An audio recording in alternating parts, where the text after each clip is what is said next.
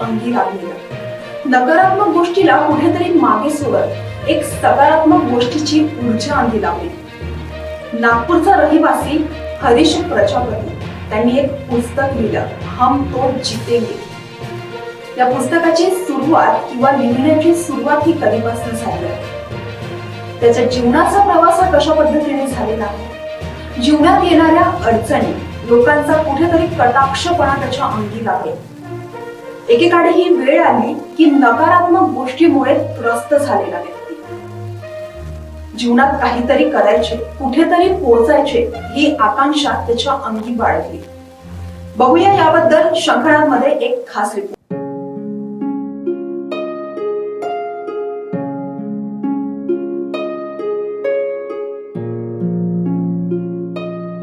घरातील परिस्थिती अत्यंत हलाखीची. लहानपणापासून 90% शरीर अपंगत्वच. काहीतरी करायचे, सामोरे जायचे, हे मात्र करण्याची मनात जिद्द. काही नकारात्मक गोष्टी समोर आल्या, लोकांचा कटाक्षपणा पण बहुतांश वेळा पाहायला मिळाला. वडील ऑटो चालक, आई गृहिणी. अशातच परिस्थितीला मात देत नवी दिशा निर्माण केली. हरीशने एक पुस्तक लिहिले. पुस्तकाचे नाव आहे हम तो जीतेंगे. हे फक्त नाव नसून त्याचा अर्थ मात्र फार अफाट आहे. छोटे शहर से अखबार जैसा हो साहब, सच बोलता हो तभी तो कम बिकता हो. वाक्यातच खूप काही दडलेलं. नमस्कार, माझं नाव हरीश महावीर प्रजापती आहे. मी सध्या एक पुस्तक लिहिलेलं आहे, त्याचं नाव आहे हम तो जीतेंगे. याच प्रकारे मी सध्या इकॉनॉमिकमध्ये मास्टर्स देखील कंप्लीट केलेलं आहे. मी soft skill trainer, spoken English trainer, motivational speaker plus public speaker आहो. तर सध्याच्या परिस्थितीमध्ये हे जे पुस्तक मी लिहिलं, यामध्ये कॉन्फिडन्स बिल्डिंग म्हणजेच व्यक्तिमत्व विकास, आणखी स्वतःच्या गुणांना कशा प्रकारे निखारता येईल यावर मी काम केलेलं आहे. आणि तो प्रयोग स्वतःवर करून नंतर त्याला पुस्तकामध्ये कशा प्रकारे आपल्याला आणता येईल याचा प्रयत्न मी त्या पुस्तकामध्ये केलेला आहे. आपण बघतोय की लोकांना म्हणजे हातपाय सलामत असून किंवा पूर्ण आपलं जे शरीर म्हटलं जातं ते व्यवस्थित असून पण लोकांमध्ये एक निराशा येतं. लोक आत्महत्यासारखे प्रकार आपल्याला दैनंदिन ऐकायला मिळत आहेत. कोरोनाची परिस्थिती अत्यंत मधात भयावह झाली होती, त्यात भरपूर लोकांनी आपले जीव सुद्धा गमावले आहेत. पण ते कुठेतरी मागे टाकत किंवा स्वतःला कुठेतरी लोकांपुढे प्रेझेंट करत तुम्ही आज एक पुस्तक लिहिलेलं आहे. तर त्याची प्रेरणा म्हणून तुम्ही कोणाला सांगू इच्छिता किंवा तुमचा प्रवास हा कशा पद्धतीने सुरू झाला? खरं तर आम्ही जर विचार केला असता आयुष्याचा, कमतरता असणं किंवा गुण वैशिष्ट्य असणं हे प्रत्येक मनुष्याचं लक्षण आहे. म्हणजे मला दिसत नाही किंवा एखाद्याला चालण्यात समस्या आहे किंवा पाहू शकत नाही, हे फक्त एक कमजोरी नाही आहे. होऊ शकते की एखाद्या व्यक्तीमध्ये ते स्किल नाही आहे, पण मी त्या सगळ्या गोष्टींमध्ये मात करण्याचा प्रयत्न केला. आणखी ते अशा प्रकारे केलं की मला माहिती आहे की इट्स नॉट माय डिसॅबिलिटी.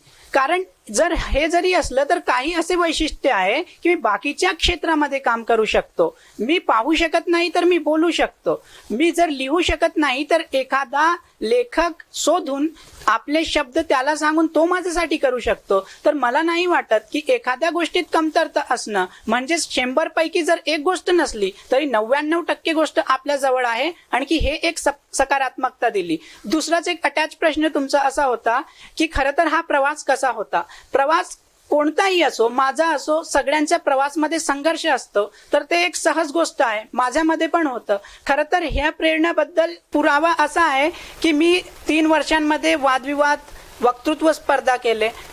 गुण होते, टॅलेंट पण होतं, पण खरं तर समाजामध्ये एक वाव नव्हती. पण मी जसंच पुस्तक लिहिलं तर मला असं वाटतं की माझ्या टॅलेंटला किंवा स्किलला वाचा यामुळे फुटणार आहे. तर याच्या प्रवासाची जर गोष्ट केली तर जसं आपण म्हटलं मॅम की मी पण डिप्रेशनमधून जात होतो. माझ्यामध्ये इतकी खराब परिस्थिती आली होती की मी मजदुरीचा विचार केला. मी गेलो सुद्धा, एक दिवस गेलो, माझ्या लक्षात आला की मी हे पण करू शकत नाही. तो वेळ खूप एकदम भयावह परिस्थिती होती माझ्यासाठी की मी काही करू शकत नाही. मी ग्रॅज्युएशनचा पहिलेपासून टीचिंग करत होतो. लॉकडाऊनमुळे टीचिंग बंद झालं, सगळं काही बंद झालं, पैसे पाणी नाही. माझे पप्पा ई रिक्षा ड्रायव्हर आहे, मम्मी हाऊसवाईफ आहे. तर मग एक इन्कमचं सोर्सच नव्हतं. तर माझ्यामध्ये खूप डिप्रेशन आलं. मग त्याच्याशी तोडजोड कसं करायचं, तर मी स्वतःशी प्रश्न विचारायला सुरुवात केली. आणखी माझं एक असं ठाम मत आहे की जेव्हा आपण स्वतःशी प्रश्न विचारतो तर त्याची ठाम उत्तर आपल्याला मिळताच.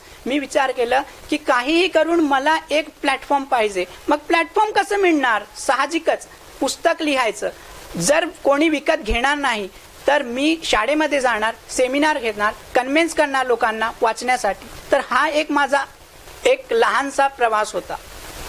आपल्या सर्वांना माहिती आहे सर, ज्या समाजात आपण सध्या वावरत आहोत तिथे लोक म्हणजे नकारात्मकरित्या मोठ्या प्रमाणात पाहतात. म्हणजे व्यक्ती हा समोर जाताना लोकांना खपत नाही, हे आपण सहसाधारण पाहिलं असेल. तर तुमच्या वेळेस जेव्हा तुम्ही पुस्तक लिहिण्याचा विचार केला किंवा समोर जाण्याचा विचार केला तर नक्कीच नकारात्मक लोक तुम्हाला म्हणजे तुमच्या समोर आले असेल. तर त्याबद्दल तुमचं काय मत आहे? तुमच्या या प्रश्नाच्या उत्तराची सुरुवात एका पॉझिटिव्ह थिंकिंगने करायला मला आवडेल. खरं तर माझं स्पेस सायन्सकडे खूप जास्त भर आहे. आणखी तिथून कुठंतरी माझं हा असा ठाम मत आहे की we are a kid of star. म्हणजे आपण जे आहो सगळ्यांमध्ये स्टार आहे, सगळ्यांमध्ये. तर जर तो असेल ना तर आपली आत्मविश्वास. दुसरी गोष्ट निगेटिव्हिटी.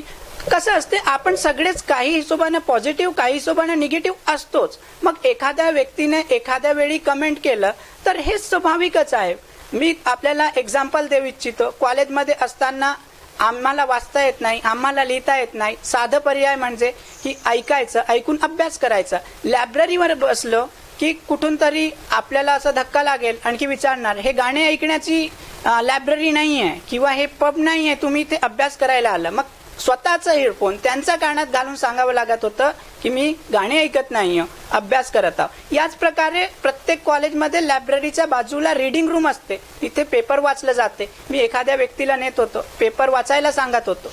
मला माहित नाही त्यांना कोणत्या प्रकारच्या समस्या येत होत्या. ते म्हणत होते की आम्हाला खूप त्रास आहे. अभ्यास मी पण करत होतो, अभ्यास ते पण करत होते. पण एखादी व्यक्ती जर एखाद्या व्यक्तीला सहायता देत असेल तरी लोकांना आवडत नाही. याच प्रकारे खूप प्रकारचं निगेटिव्हिटी होती. एक कॉमन सेन्स असतं की आपल्या जवळचे खूप मित्र मोटिवेट करतात. माझा जो ग्रुप आहे तो त्यांनी मला नेहमी मोटिवेट केलं, पॅरेंट्सनी नेहमी मोटिवेट केलं. पण खूप साऱ्या लोकांना आवडत नाही. त्यांचे काउंटर प्रश्न असे असतात, पुस्तक चालणार नाही. मला पण माहिती आहे चालणार नाही, सुरुवात केली आहे, बिगनिंग आहे. तर इतकं रिस्क घ्याच लागणार ना, कुठेही जा, प्रत्येक क्षेत्रात. आपल्या क्षेत्रातही खूप कॉम्पिटिशन आहे मीडियामध्ये. मग रिस्क घ्याच लागते, कारण आयुष्य हा एकदा भेटलाय. कारण मला माझं ठाम असं मत आहे की कॉमन गोष्टी करायचं नाहीये. फक्त मोठं व्हायचं, लग्न करायचं, नंतर म्हातारं व्हायचं, मरून जायचं. मला खूप काही एक्सप्लोर करायचं आहे, मला स्वतःला एक्सप्लोर करायचं आहे. माहिती आहे मला प्रॉब्लेम येणार, मी हार मानणार नाही. Never give up, it's my strategy for my entire life. जसं तुम्ही पुस्तक लिहिलं सर की हम तो जीतेंगे, त्या पुस्तकाची वैशिष्ट्य काय आहे नेमकं, म्हणजे त्या पुस्तकात असं काय आहे? खरं तर आम्हाला हे समजणं आवश्यक आहे, हम तो जीतेंगे या वाक्याचा अर्थ काय आहे. हा एक हिंदी वाक्य असून हा आम्हाला हे प्रेरणा देतो की आम्ही जिंकणारच, हम तो जीतेंगे. हे एक सर्टन प्रायोरिटी सेट करतं आजच्या युवकांसाठी. खरं तर आम्ही हारतो का याचे दोन पैलू असं आहे. कारण आम्ही एक हार म्हणून नाव दिलं, आणखी एक नाव दिलं यशस्वी. याचा मधील जर आपण लाईन बघणार तर जेव्हा आपण जिंकत आहोत तेव्हा आपण शिकत आहोत, आणखी जेव्हा आपण खरं तर हारत आहोत ना तर मग तिथून आपल्याला शिकणं आवश्यक आहे. जिंकण्याने काय होते, आत्मविश्वास वाढतो. हारण्याने खूप साऱ्या गोष्टी शिकता येते. आता हे आपल्यावर आहे की त्या प्रसंगाला आपण प्रसंग म्हणून घेता की त्या प्रसंगाला आपण नकारात्मकतेमध्ये स्वतःला बुडवून घेता. नक्कीच सर, आजच्या युवा पिढीसाठी जे आपण पाहत आहे की युवा पिढी ड्रग्स झालं किंवा मग आदी पदार्थाच्या नादी जात आहे, स्वतःचं आयुष्य कुठेतरी गमवत आहे. म्हणजे सगळं टॅलेंट आपल्या अंगी असूनही कुठेतरी ते व्यर्थ घालवत आहे आपल्या आयुष्याला. तर एक पॉझिटिव्ह उदाहरण म्हणून तुम्ही आज त्यांच्यासमोर आहात, तर तुम्ही आजच्या युवा पिढीसाठी आपल्याला काय संदेश देऊ इच्छिता? मी खरं सत्य बोलतो. If you will be living with a चिल्लर यू विल बिकम अ चिल्लर. म्हणजे तुम्ही कशा लोकांसोबत राहता हे तुमच्यावर डिपेंड करतं. फॉर एक्झाम्पल, मी तशा लोकांसोबत राहणार, माझं संगत गुण खराब असणार, तर मी पण वाईट मार्गालाच जाणार. म्हणून आपल्याला आयुष्यात हे खूप मोठी आवश्यक गोष्ट अशी ठरते की आपल्या आजूबाजूला असणारी मंडळी कशी आहे, आपण कशा लोकांसोबत राहतो, काय करतो, दैनंदिन रोजाच्या गोष्टी आपल्या आयुष्यात खूप आवश्यक आहे की प्रत्येक सेकंद हा आयुष्यातला आवश्यक आहे. तर मला असं म्हणायचं आहे की जे लोक हे सगळं काही करत आहे तर त्यांना का करत आहे ना, त्यांच्याजवळ उद्देश नाहीये, त्यांच्याजवळ एक गोल नाहीये, टार्गेट नाहीये. जेव्हा ते त्यांना सापडणार तर निश्चितच ते देखील काहीतरी करणार. तर यासाठी काही करण्यात येऊ शकतं. गव्हर्नमेंटची पण एक मोठी भूमिका असते. स्कीम आणू शकतात, प्रचार करू शकतात, प्रेरणा देऊ शकतात, मोटिवेशन देऊ शकतात. Motivational I am not talking about fake motivational speaker, पण रिअलिस्टिक मोटिवेशनल स्पीकरची कमी आहे की एखाद्या व्यक्तीने काहीच आयुष्यात केलं नाही, त्याला फक्त बोलता येते, त्यामुळे तो मोटिवेशनल स्पीकर जर बनत असेल तर मला नाही वाटत की असे मोटिवेशनल स्पीकर खरं तर काहीतरी समाजाला सांगू शकतात. पण ज्यानं खरंच काहीतरी केलं, इथं मी स्वतःची तारीफचे पूल नाही बांधत आहोत, पण वास्तविक स्थिती सांगत आहोत की असे लोकांची आवश्यकता आहे ज्यांनी खूप काही केलं आहे. आणि मला वाटते असे खूप सारे लोक आहेत ज्यांनी खरंच काहीतरी केलं आहे, त्यांनी समोर यायला पाहिजे. त्यांच्या स्टोरी मीडिया किंवा सोशल मीडियाच्या मार्फत आल्या पाहिजे. आपण सोशल मीडियाकडे जरी लक्ष द्याल तर तिथे वल्गड कंटेंट आपल्याला 90% सापडणार. त्या वल्गड कंटेंटला कुठेतरी आम्हाला जर बाहेर निघायचं असेल, त्यापासून आम्हाला जर पॉझिटिव्हिटी पाहिजे असेल तर त्यामध्ये तुमच्यासारख्या खूप छान मीडियाचा देखील रोल होत आहे.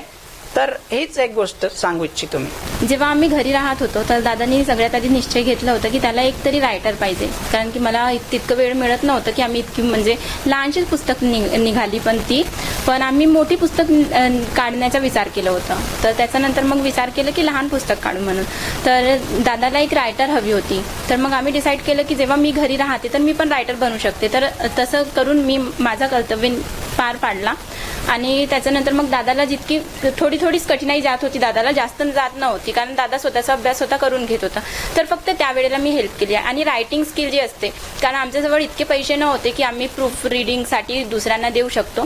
तर जेव्हा प्रूफ रिडिंगची पाळी येत होती तर आम्ही काय करत होतो की ती आणत होतो झेरॉक्स वगैरे आणि वाचत होतो. तर म्हणजे एक बुक 2 ते 3दा आम्हाला वाचावं लागत होतं. तर तिथे मी आपली भूमिका निभावली.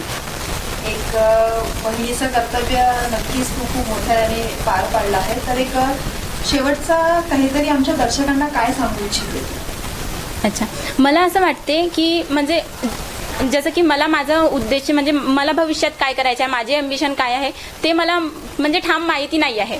पण तरी मला असं वाटते की जेव्हा माझ्यासमोर कोणीतरी आहे ज्यांचे अम्बिशन आहे आणि त्यांना माहिती आहे की त्यांना काय करायचं आहे, तर मी हेल्प करू शकते, तर मी त्यांना करू शकते. कारण जेव्हा म्हणजे आपले काही उद्दिष्ट नसले तर दुसऱ्यांचे आहे, तर त्यांना आपण हेल्प करून म्हणजे त्यांच्या सोबत काही करून आपण तिथे आपली एक भूमिका निभावू शकतो, मला असं वाटतं.